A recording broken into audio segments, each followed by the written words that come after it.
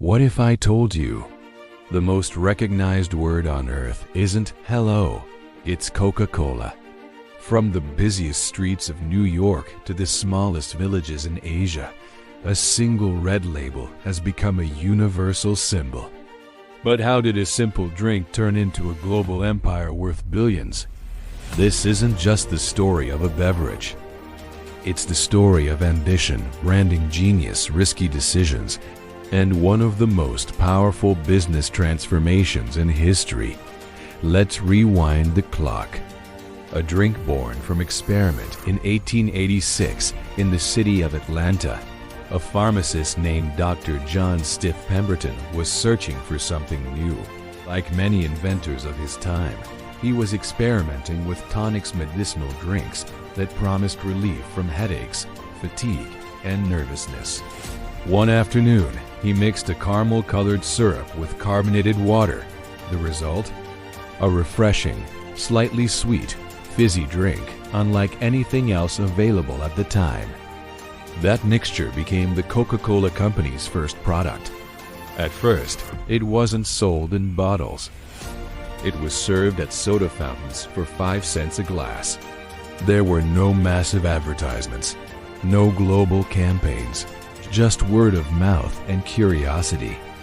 But behind the scenes, something bigger was about to unfold. The name that changed everything. While Pemberton created the formula, it was his bookkeeper, Frank Robinson, who suggested the name Coca-Cola. He believed the 2 C's would look striking in advertisements. He was right. That flowing red script logo, still used today, became one of the most valuable visual identities in history. However, Pemberton never saw the empire his drink would become. Facing financial troubles and declining health, he sold portions of his business. Eventually, the rights were purchased by a businessman with bold vision, Asa Candler. And that's when the real story began. The marketing mastermind Asa Candler didn't just sell a drink. He sold an experience. He flooded newspapers with ads. He handed out coupons for free samples. He placed branded calendars, clocks, and signs everywhere. At a time when advertising was still developing, Candler turned Coca-Cola into a household name across America. By the early 1900s, Coca-Cola was no longer just a local refreshment, it was a national sensation.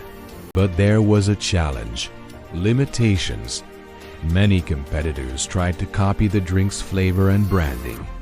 To protect itself, Coca-Cola introduced the iconic contour bottle in 1915, a shape so unique that you could recognize it even in the dark.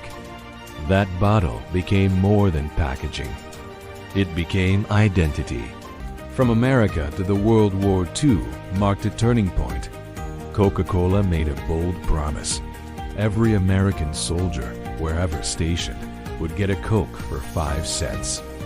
To fulfill that promise, bottling plants were built near military bases around the globe. When the war ended, those plants didn't disappear. They stayed and expanded. Coca-Cola had unintentionally created an international network. By the mid-20th century, Coca-Cola wasn't just an American brand. It was a global symbol of optimism, modern life, and connection. The power of emotional advertising. Coca-Cola mastered emotional marketing long before the digital era. It didn't just show people drinking soda.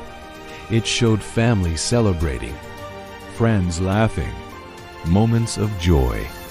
Campaigns like "I would like to buy the world a Coke" positioned the drink as a symbol of unity and peace.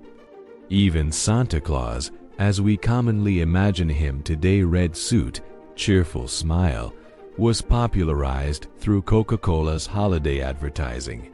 They weren't selling sugar and bubbles.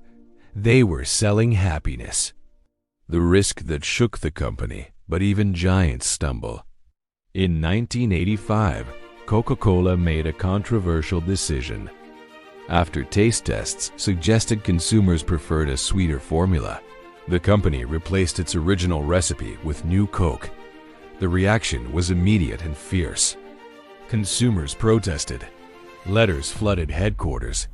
Some even stockpiled the original bottles. It was a marketing disaster. Or was it? Within months, Coca-Cola brought back the original formula as Coca-Cola Classic. Sales skyrocketed. The brand's emotional bond with consumers became stronger than ever. It was a powerful lesson. Coca-Cola wasn't just a product. It was memory. It was nostalgia. A modern-day empire today, the Coca-Cola Company sells billions of servings every single day. It owns hundreds of brands beyond its flagship soda, from juices to sports drinks and bottled water.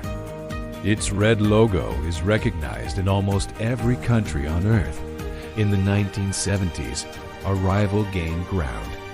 Pepsi conducted blind taste tests. Many participants preferred Pepsi. Coca-Cola panicked. After secret testing, they reformulated the drink. In 1985, they replaced the original with new Coke. The reaction was immediate and emotional. Phone lines overwhelmed. Letters flooded headquarters. Public outrage erupted.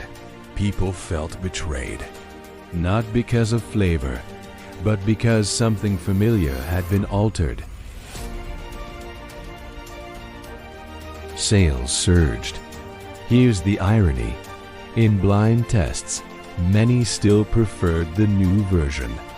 But when labels were revealed, they chose the original. Why? Because Coca-Cola had never been about taste. It was about memory, about childhood, about ritual, about identity.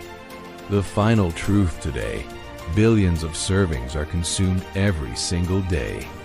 The logo is recognized almost everywhere on Earth, from war zones to weddings, from remote villages to skyscrapers. The formula is not the real secret. The real secret is narrative. Coca-Cola does not sell sugar water. It sells belonging. It sells nostalgia. It sells the idea that happiness can be bottled, and that is far more powerful than flavor. Because when a brand becomes part of culture, it becomes almost untouchable. From a pharmacist's small experiment to a multi-billion-dollar, multinational corporation, Coca-Cola represents more than business success. It represents the power of branding, consistency, and emotional storytelling. The real secret behind Coca-Cola. So what made Coca-Cola unstoppable? It wasn't just the secret formula locked in a vault.